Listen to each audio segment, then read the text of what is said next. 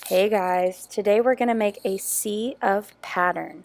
So we're going to start with our paper vertically and we're going to draw lines across our paper just like we did with our I Am poem, but it would be awesome if you were able to use lines that looked like they belong in the ocean, so wavy, bumpy. So we have all of these sections that looks like waves. We're going to put a little boat on top. Then in each section we're going to put a different pattern. You're going to fill up that whole space with your pattern. So here I'm going to make some circles, but they're going to be different sizes. So I have big circles, medium circles, little circles, but I'm making sure that that entire space is filled up with that pattern. Then I'm going to move on to the next one. Same thing. Fill that space up with your pattern, whatever pattern that you choose. Once you're finished drawing, you're going to trace it as usual because we want to be able to see our lines nice and bold and clear. You're going to trace all of the lines going across your paper and all of your patterns. So now it's time to color. Now, if you have a lot of colors, it's great. You can use all of these. They look like blues with a little bit of greens, maybe some grays, all of the oceany colors that you can think of. Or if you have crayons, crayons usually come with a bunch of different types of blues. You can also use some green and purple because the ocean has those colors too.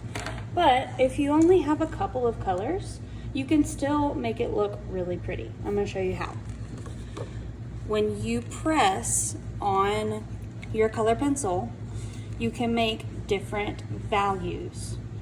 You can make a really light color, a really dark color, whatever, with the same pencils. You can press very, very lightly. You can press a little bit harder, even harder, and super hard. So it's one color pencil and all of those colors. So even if you don't have a lot of colors, you can still make your artwork look really pretty.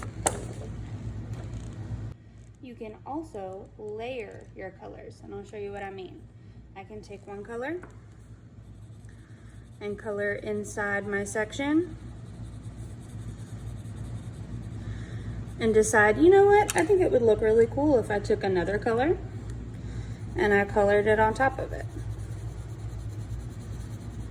So now I made a new color by putting those colors on top of each other.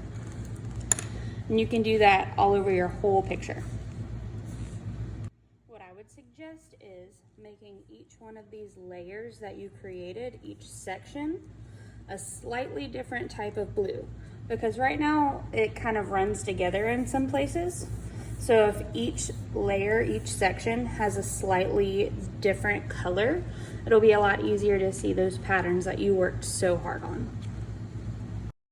You can also take a color pencil and color over your entire section very lightly so that you get a lot of color down very quickly, and then you can go back and add a darker piece of color on top of it.